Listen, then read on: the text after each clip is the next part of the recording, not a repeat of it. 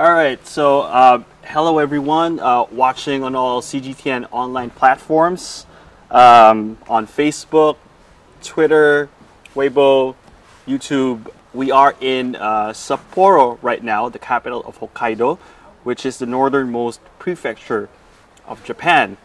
And as you know, there was a 6.7 magnitude earthquake last Thursday that hit this island, the entire island of Hokkaido, not just Sapporo. But Sapporo, of course, is the biggest city here. On the Japanese scale, it was actually a magnitude 7, so significantly stronger than 6.7, or intensity 7, rather, not magnitude 7, an intensity 7. So that is a strong earthquake. But considering the strength of that earthquake, Sapporo is actually relatively unscathed. You know, when we were coming from the airport going into Sapporo, I was actually expecting heavy damage, but there was really nothing. But we did find a district here in Sapporo that was heavily damaged, and we are in the Kiyota district of Sapporo right now. And this is the only district really in Sapporo that has been heavily damaged by the earthquake. Just hold on for a minute. My cameraman is saying something to me. Battery. Yeah? Okay. We're gonna go just, I mean, this is live streaming, anything can happen. And he's telling me that Battery is nearing dead. how many more minutes do we have on the battery? It went from 30 to 0. But okay, well, I think we just have to keep going. Then I change. But how? I mean, Quick swap. okay. Well, anyway, this is the Kiyota district here in Sapporo. It's mainly a residential district, and I mean, if you can see the houses behind me, they're actually intact. Most of the houses here are actually intact.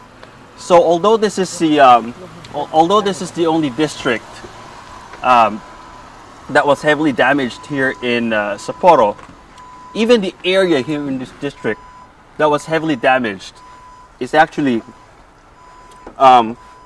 just a tiny area consisting of about 20 to 30 houses. Tell them 10 seconds. And if you can just give me 10 seconds. Over time. Yeah. Well, we'll just change the battery of the camera.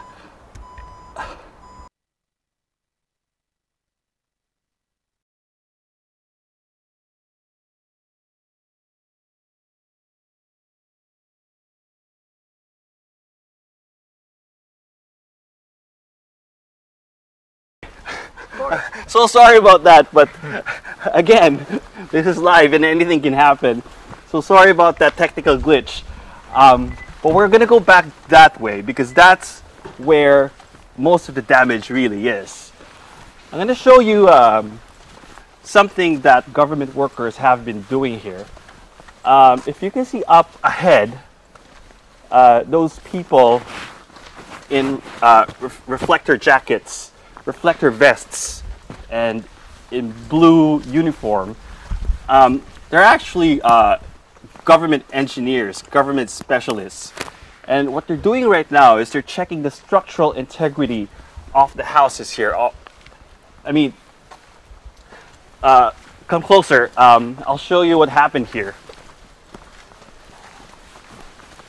If you can, maybe I'll go lower so that you guys can see. Okay, so the road, as you can see, it's now, instead of it being even, instead of the ground being even, it's gone up and down, like water, like waves.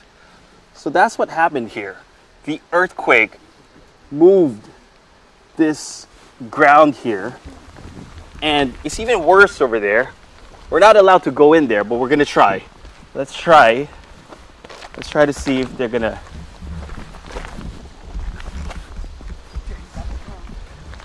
shoo us away. But over there is really bad. There's a cop coming. But over there is really bad because that part really sunk and the road cracked open, and that house over there, I don't know if you can see it. Yeah, that house over there is very heavily tilted. Over there also, those houses are tilted. So obviously those houses are not livable anymore. Some of them not too obvious, like this one for example. I mean, this house obviously is still standing, but there's a red sign over there that says danger.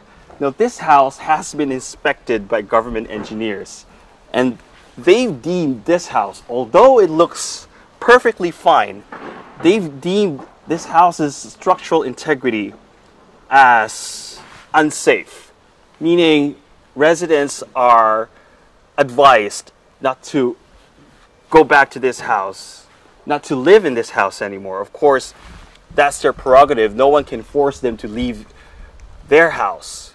But if it were up to the government, they say this house is not safe to live in anymore. Now over there, yellow means the house has been moderately damaged. It's unsafe to live there, but it's a little bit safer. Let's just say it's a little bit safer to live there than to live in houses where they've posted red paper on the doors. So this is basically it. This is basically where the damage is in Sapporo. Of course, we're not just talking about damage in the roads and damage in the houses, because when the earthquake struck last Thursday at 3 in the morning, almost immediately after that, there was blackout in the whole island of Hokkaido. And that was a problem, and still is a problem right now, even though power has been restored in most of the island, because even though it looks normal in most of Sapporo, actually when you go into supermarkets, when you go in the convenience stores, there's not enough food that's being sold. They don't have bread, they don't have the usual bentos and onigiris that they sell in convenience stores here in Japan, and it's been like that for days. We got here 2 days ago. We had a hard time looking for food to eat the first night we were here, and it still is the same right now. Every convenience store has a lack of food and other supplies as well. For example, batteries. We've had a hard time looking for batteries, and this has a lot to do with the blackout that happened immediately in the aftermath of the earthquake, because as you know, a lot of the food that's being sold here come from factories, and so without electricity, these factories cannot function. So they're saying that it could take maybe a couple more days, maybe a few more days, up to a week before things are normal. But apart from that, things are actually pretty normal here in Sapporo. It's a Monday, and kids are going to school, people are going to offices, so there really is a semblance of normalcy, except again, here in this area. Of course, here in this area, because they've been badly affected by the earthquake, people are having to take care of their houses, and they just got water back actually, and they're still relying on handouts here. Volunteers coming here to deliver food to residents here. Now, the epicenter of the earthquake is actually not in Sapporo. It's in a town called Atsuma, which is about an hour or an hour and a half drive away from Sapporo. That's really where the earthquake was strongest, and we were there yesterday. I should say that if Actually, I should say that if you have questions, you can ask me via our Facebook page, which I'm looking at right now. Well, so far no questions. Well, someone's asking what happened. Well, there was an earthquake last Thursday, magnitude 6.7, intensity 7, pretty strong. Quite miraculously, most of Hokkaido actually survived the earthquake, but more than 40 people have been confirmed dead. And as I was saying, the epicenter is in this town called Atsuma. As of last night, there was still one person missing from Atsuma, but apparently they already found that one missing person. So I would expect that an hour from now or a few hours from now, officials will confirm that this one missing person has been found dead and that all missing persons have now been accounted for. I mean, it's unfortunate that the missing that they've found all of them dead. But at the very least, I think the response to this disaster by the Japanese government has actually been swift and efficient. At one point, according to Prime Minister Shinzo Abe, there were 40,000 people from the Defense Department, from the Police Department, from the Fire Department, who are all working together to rescue people, to search for the missing. So the Japanese government really going all out in the search and rescue mission in the crucial first 72 hours after the disaster. And this is considering that Japan this year has actually been on the receiving end of several disasters. There was, in July, the deadly floods in western Japan. There was a heat wave. Last week, there was just this typhoon that was supposedly the strongest in 25 years, and then immediately after that typhoon there was this earthquake. So really this year has been a bad year for Japan in terms of disaster. But so considering that, the Japanese government has responded pretty well to this disaster. Of course, there are still thousands of people that have to be taken care of. There are still people in evacuation centers, but there are volunteers who are helping both the national and local government take care of the needs of the people there. But of course, there's also trauma among survivors, especially in Atsuma yesterday. Obviously, it's a small town. A lot of people, they know each other. So many survivors there, they may have lost a friend, they may have lost a family member, may have lost a loved one. And it's not easy when you're already dealing with the experience of having survived an earthquake and then losing someone, and then losing someone important to you. So they will have to, obviously to deal with trauma, but that's going to take a long time. Here though, here in Sapporo, in particular in this community, it also will probably take a while for them to recover, especially having to decide whether they're going to go back to their houses or build a new house or stay at someone else first, for a period of time. But it's a decision that they have to make. For instance, that house over there that's tilted. I mean, I don't know how they can go back and live in that house, but it looks new to me.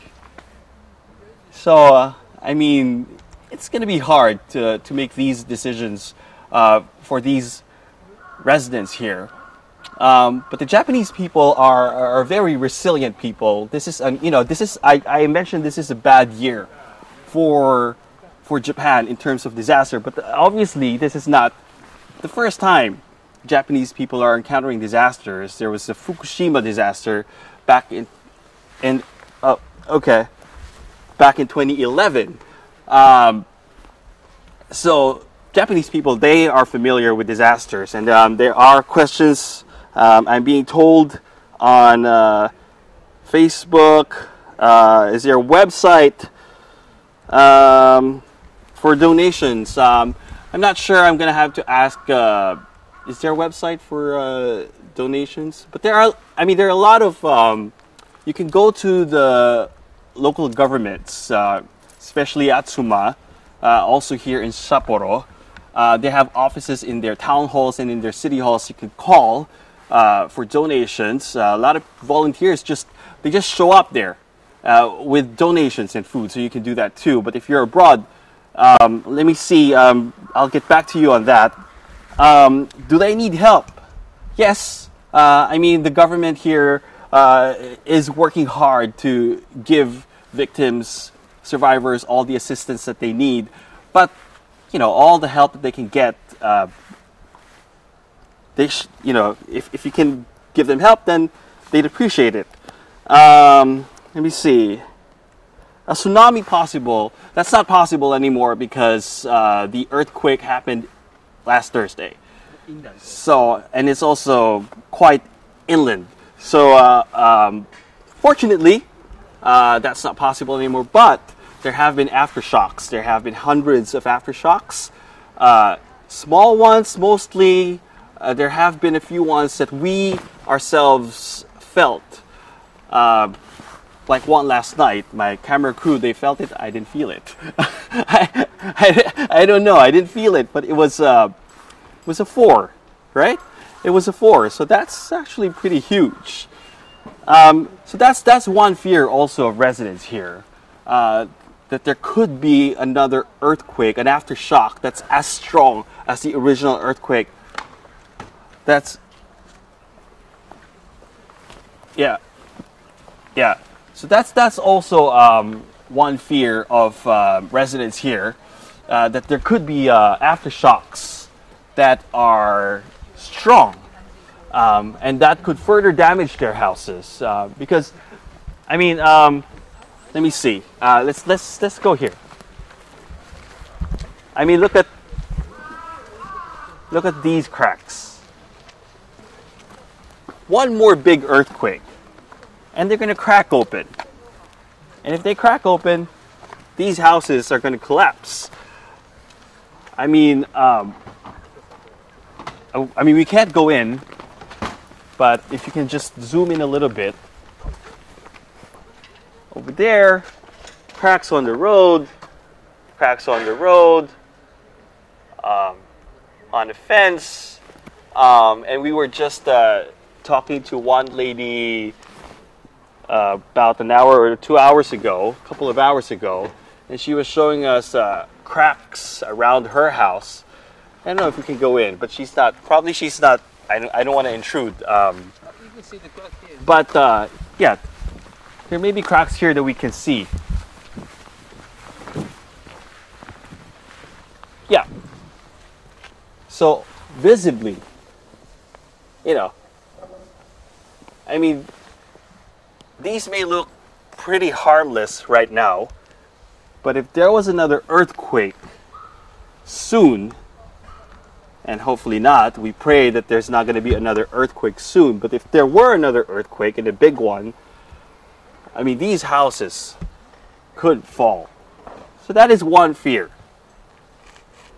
So that is one of the fears of the residents here. But so far, residents are recovering well. Survivors are recovering well, especially here in Sapporo. Atsuma, of course, is a different story because they lost a lot of people there. They lost something like 40 people there. Most of the deaths recorded from this earthquake were from Atsuma. So we pray that there's not gonna be another big earthquake here or anywhere else for that matter. So that's it for now. Let me see if there are still questions.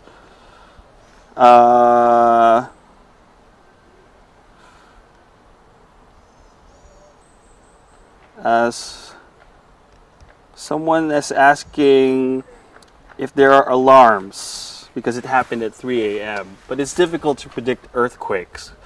Once it happens, I think the earthquake itself is an alarm. I mean, if it's a 6.7, magnitude 6.7 and intensity 7 earthquake, pretty much that should wake you up. I don't know why I didn't feel the 4, the magnitude 4 earthquake. I'm not making light of it, but I, weirdly did not feel the magnitude 4 earthquake. But pretty much, if it's a magnitude 6.7 earthquake, that should already wake you up, even at 3 in the morning. Okay. Okay, someone's asking if there's Red Cross. Red Cross is very active here in Japan. Most of the Red Cross people are in Atsuma, and rightly so, because that's where the damage really is. In Atsuma, what happened really was that the earthquake caused massive landslides, and the landslides destroyed the houses, and then the debris buried people alive. So that's really what happened in Atsuma. Let me see if there are other questions. Are there more aftershocks? There could still be more aftershocks.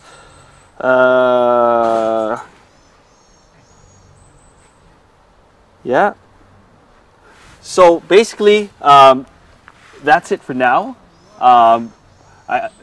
Because the one missing person from last night has been found, I think it's safe to say that Japan is now moving into the recovery phase of this disaster.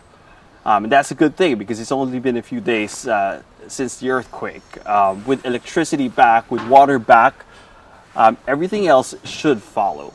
Airport open. Yeah, an airport open, 2 trains working. Really a semblance of normalcy, especially here in Sapporo. So that's it for me right now.